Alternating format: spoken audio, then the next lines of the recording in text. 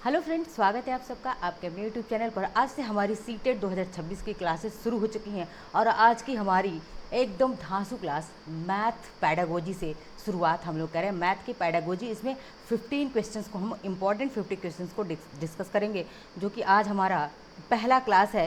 तो क्लास को ज़्यादा से ज़्यादा शेयर करिए, लाइक करते रहिए, सब्सक्राइब करते रहिए।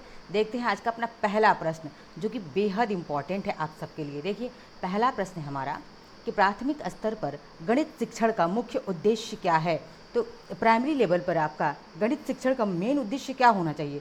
तेज से बच्चा काउंटिंग सीख ले, सूत्र रटना, फार्मूलाज को रट ले, या फिर बच्चों में तर्क चिंतन विकसित करना, या फिर टॉप करवाना। तो क्या होना चाहिए प्राइमरी लेवल का गणित शिक्षण का मुख्य उद्देश्य? तो ऑप्शन सी हमारा राइट आंसर है कि बच्चे में जो है तर्क चिंतन विकसित करना। ठीक है, तर्कशील चिंतन विकसित हो सके बच्चा में, यही हमारा प्राइमरी लेवल पर उद्देश्य। ये हमारा पहला प्रश्न है।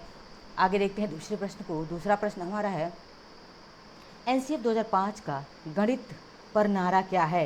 वेरी इंपॉर्टेंट है कि एनसीएफ 2005 गणित के लिए क्या नारा दिया है, क्या स्लोगन दिया है? तो गणित कठिन है, गणित सबके लिए, गणित भयमुक्त हो, केवल प्रतिभाशाली के लिए, रटो और पास हो जाओ। तो ऑप्शन बी हमारा राइट आंसर है। क्या होगा? गणित सबके लिए प्लस गणित भयमुक्त हो, यही एनसीएफ 2005 का गणित के लिए क्या है, स्लोगन है, नारा है। याद रखिएगा, बहुत ही चुनिंदा प्रश्न है आप सबके लिए। तीसरा प्रश्न है, गणित की प्रकृति कैसी है? तो गणित की प्रकृति कैसी? भावनात्मक होती है, अमूर्त होती है, तार्किक सटीक होती है, काल्पनिक या अनिश्चित होती है। तो गणित की प्रकृति कैसी होती है? ऑप्शन बी राइट आंसर है, अमूर्त, तार्किक और सटीक होती है। देखिए, सीटे में जो मैथ्स पैडागोजी का सेक्शन है, उसके लिए आप लोग एकदम टेंशन फ्री हो जाइए। इतनी क्लासेज और इतने क्वेश्चंस आपको प्रैक्टिस करवाए जाएंगे कि आप 15 पैडागोजी में से आप 15 आउट ऑफ 15 करके ही आएंगे। ठीक है। चौथा प्रश्न है, गणित विज्ञानों की रानी है किसने कहा? तो किसने कहा है गणित विज्ञानों की रानी है? रामानुजन ने, गॉस ने, आर्यभट्ट ने, या फिर न्यूटन ने? तो किसने कहा हुआ है गणित विज्ञानों की रानी है? आप चाहे तो इस क्वेश्चन का आंसर गणित कमेंट बॉक्स में मेरे आंसर देने से पहले बता सकते हैं कि गणित विज्ञानों की रानी है, ऐसा किसने कहा? ऑप्शन बी राइट आंसर है, काश महोदय ने कहा था। ठीक है। पांचवा प्रश्न हमारा है, उदाहरण से नियम की ओर कौन सी विधि है? यानी कि कौन सी ऐसी विधि है जो उदाहरण से नियम की ओर जाती है? तो देखिए, इनमें से उदाहरण से नियम की ओर जाना कौन सी शिक्षण विधि है? निगमन, जिसे हम डिडक्टिव मेथड कहते हैं, आगमन इंडक्टिव मेथड कहते हैं, प्रोजेक्ट विधि, या फिर व्याख्यान विधि जिसे डायलेक्टिव मेथड कहते हैं। तो इनमें से ऐसा कौन सा विधि है, कौन सा ऐसा नियम विधि है जो उदाहरण से किसकी ओर, एग्जाम्पल से नियम की ओर जाती है, फॉर्मूला की तरफ जाती है? तो ऐसी कौन सी विधि है हमारी? तो कौन सी? ऑप्शन बी राइट आंसर होगा, आगमन विधि, जिसे हम इंडक्टिव मेथड कहते हैं। क्या कहते हैं? इंडक्टिव मेथड कहते हैं। वेरी इंपॉर्टेंट है। ये किधर जाता है? तो इंडक्टिव मेथड उदाहरण से सूत्र की नियम की तरफ या सूत्र की तरफ जाता है। ठीक है। और निगमन विधि किधर जाती है? सूत्र से उदाहरण की ओर जाती है। याद रखिएगा। छठवां प्रश्न है, छठवां प्रश्न हमारा है कि पहले सूत्र बताकर फिर सवाल हल करना, यह किस शिक्षण विधि में किया जाता है? कि पहले क्या सूत्र बताओ, फिर जाके सवाल हल करो। तो यह किस में आता है? ऑप्शन बी राइट आंसर है, निगमन विधि। आगमन विधि क्या था? तो पहले उदाहरण बताया जा रहा था और उसके बाद से इसमें नियम, बाद में नियम बताए जा रहे थे। लेकिन निगमन विधि या फिर डिडक्टिव मेथड में क्या होता है कि पहले सूत्र बता दिया जाता है, पहले नियम बता दिया जाता है, उसके बाद से एग्जाम्पल दिए जाते हैं, उदाहरण दिया जाता है। याद रखिएगा, दोनों डिडक्टिव इंडक्टिव मेथड दोनों बहुत पूछे जाते हैं, इसलिए आपको याद रखना है। ठीक है। आगे बढ़ते हैं सातवें प्रश्न की तरफ। हमारा सातवां प्रश्न है, सातवां प्रश्न है, बच्चों को कंकड़, ब्लॉक, गिनतारा से गिनती सिखाना, यह क्या है? तो निगमन है, एक्टिविटी मेथड यानी कि क्रियात्मक मेथड है, पुस्तक विधि, या फिर व्याख्यान विधि है? तो बच्चों को कंकड़ से, ब्लॉक से, गिनतारा से गिनती सिखाना, ये सब क्या है? एक्टिविटी मेथड है, क्रियात्मक विधि है। ठीक है। आगे बढ़ते हैं। जैसे गिनतारा होता है ना, ऐसे बच्चों के एबॉकस जैसे कि A1 2 3 4 5 सिखाते हैं, ब्लॉक्स वगैरह बना के सिखाते हैं। तो ये सब क्या होता है? एक्टिविटी मेथड के माध्यम से बच्चा सीखता है। आठवां प्रश्न हमारा है, करके सीखो समस्या समाधान के 4 चरण किसने दिए हैं? तो किसने बताया कि समस्या समाधान के 4 चरण, वो भी कौन सा? करके सीखने के लिए। तो किसने दिया है? थार्नडाइक है, जॉर्ज पोलिया है, पियाजे हैं, या फिर स्किनर है? ऑप्शन बी हमारा राइट आंसर है, जॉर्ज पोलिया है। इन्होंने क्या करके सीखो यानी कि समस्या समाधान के 4 चरण बताए हुए किसने? जॉर्ज पोलिया ने। ठीक है। याद रखिएगा कि जॉर्ज पोलिया ने समस्या समाधान के कितने चरण बताए हैं? तो 4 चरण बताए हुए हैं। ठीक है। वो भी 4 चरण कौन कौन से हैं? समझो, योजना, हल और जांच तथा खेल द्वारा। अब देखिए, ये थोड़ा सा मिस्टेक यहाँ पे हो गया। क्वेश्चन नंबर 9 यहाँ पे रहेगा, गणित सीखने की विधि यानी कि प्लेवे विधि किसने दी है।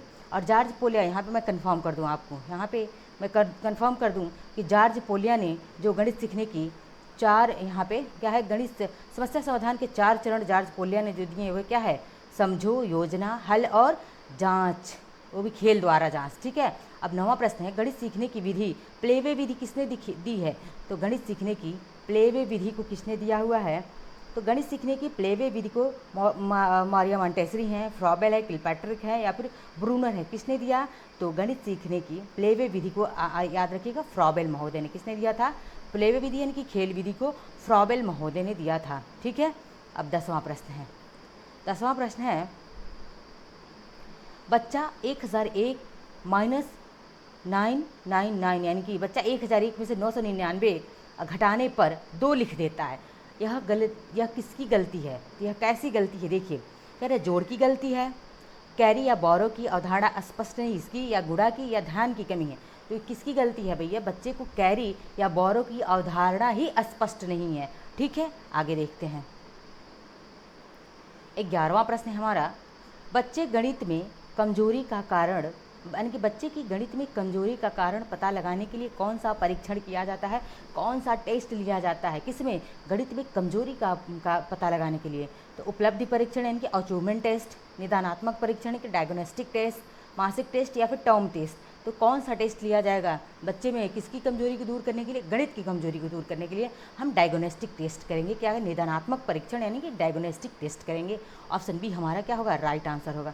12वां प्रश्न हमारा है, गणित में कमजोरी दूर करने के लिए क्या करते हैं। तो गणित में कमजोरी दूर करने के लिए क्या करेंगे, फेल कर देंगे, दंड देते हैं, उपचारात्मक शिक्षण यानी कि रिमेडियल टीचिंग, या कॉपी भरवाते हैं। तो ऑप्शन सी राइट आंसर है, आप रिमेडियल टीचिंग करेंगे, उपचारात्मक शिक्षण करेंगे। 13वां प्रश्न है हमारा, 13वां प्रश्न है कि CCE का पूरा नाम और मुख्य उद्देश्य है, यानी कि CCE का पूरा नाम क्या है और इसका मुख्य उद्देश्य क्या है। देखिए मैं क्वेश्चंस को इसलिए फटाफट करवा रही हूँ, मैं आपका 1 मिनट भी 1 सेकंड भी खराब नहीं करना चाहती। ठीक है। क्योंकि आपके पास समय देखा जाए तो है भी और समय नहीं भी है, क्योंकि बहुत सारे चीज़ें तैयार करनी है आपको, हर शिक्षा मतलब जितने भी सब्जेक्ट है उसकी पैडागोजी तैयार करनी है। तो आप पैडागोजी या फिर सब्जेक्ट किसी भी चीज़ के लिए एकदम टेंशन फ्री रहिए। इतनी क्लासेस प्रोवाइड कराई जाएंगी कि आपको सारी चीज़ें क्या हो जाएंगी, क्लियर हो जाएंगी, आप सीटेट में बेस्ट मार्क्स लेकर आएंगे।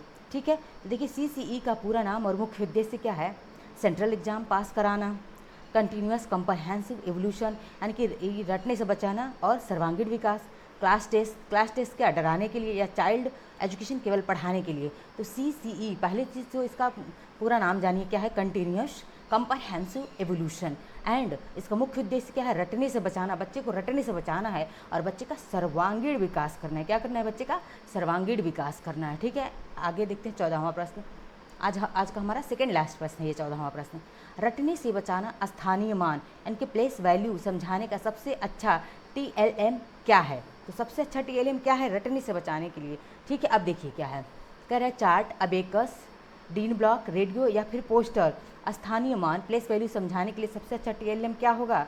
तो देखिए सबसे बेस्ट अगर हम बात करें स्थानीय मान सिखाने के लिए तो अबेकस या फिर डीन ब्लॉक, ऑप्शन बी हमारा राइट आंसर होगा। नेक्स्ट है 15वां प्रश्न हमारा। 15वां प्रश्न NEP 2020 के अनुसार कक्षा 1 से 5 में आकलन कैसा होगा। तो यानी कि NEP 2005 कह रहा है कि प्राइमरी लेवल पर यानी कि 1 से 5 में हमारा आकलन कैसा होना चाहिए। तो साल में 1 बार बोर्ड परीक्षा कराई जाए, या फिर फॉर्मेटिव प्लस समेटिव और कोई फेल ना हो, केवल लिखित परीक्षा या फिर 90% लाना जरूरी। तो इसमें ऑप्शन बी हमारा राइट आंसर होगा कि क्या है NEP 2020 कहता है कि फॉर्मेटिव होना चाहिए, आकलन समेटिव होना चाहिए और कोई फेल बच्चा नहीं होना चाहिए, किसी बच्चे को फेल नहीं करना है। नेक्स्ट आगे आइए, कुछ हम धमाकेदार ट्रिक्स जानते हैं, इंपॉर्टेंट फैक्ट जानते हैं सीटेट एग्जाम को क्वालिफाई करने के लिए। देखिए कह रहे सीटेट के 5 सबसे इम्पॉर्टेंट लाइन्स, ठीक है, इनके 5 इंपॉर्टेंट, इनको आप एकदम कंठस्थ कर लीजिएगा। ये लाइंस अपनी कॉपी में नोट्स बनाकर, की पॉइंट्स बना करके इसको आप नोट ज़रूर कर लीजिएगा। ठीक है। देखिए पहला पॉइंट क्या है, पहला है कि प्राथमिक में गणित किधर से किधर होता है, प्राथमिक में मूर्त से अमूर्त की तरफ जाता है। तो याद है इनके प्राइमरी लेवल पर आप क्वेश्चन पूछे कि प्राइमरी लेवल पर गणित कैसे होता पढ़ाया सिखाया जाता है, तो मूर्त से अमूर्त की तरफ जाते हैं।